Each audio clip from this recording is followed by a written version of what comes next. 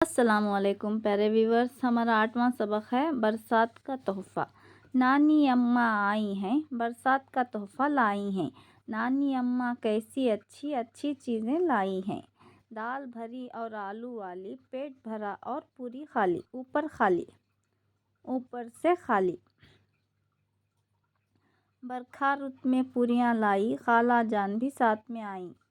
زیرے اور مسالے والی، بچے بجا رہے ہیں تالی۔ کیسی پوریاں آئی ہیں، گھی میں سب پکوائی ہیں۔ سر بھی ہلتا، پاؤں بھی ہلتے، ہاتھ لرزتے آئی ہیں۔ نانی اماں آئی ہیں، ڈھیروں پوریاں لائی ہیں۔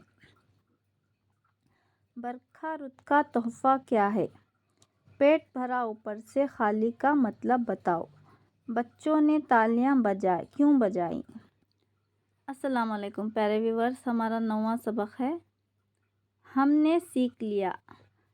ہم اپنی امی کا کہنا مانتے ہیں، ہم ابا جان کا کہنا مانتے ہیں۔ ہم کبھی ابا جان کے سامنے اونچی آواز سے نہیں بولتے۔ ہم کبھی امی سے چیخ کر بات نہیں کرتے۔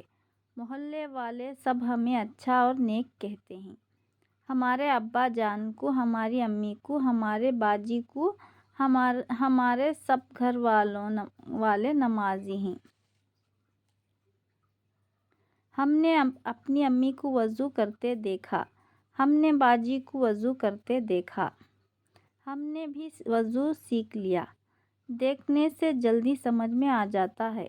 امی نے بیٹھ کر پانی پیا، باجی نے بیٹھ کر پانی پیا، بھیا نے بیٹھ کر پانی پیا، ابا جان نے بیٹھ کر پانی پیا۔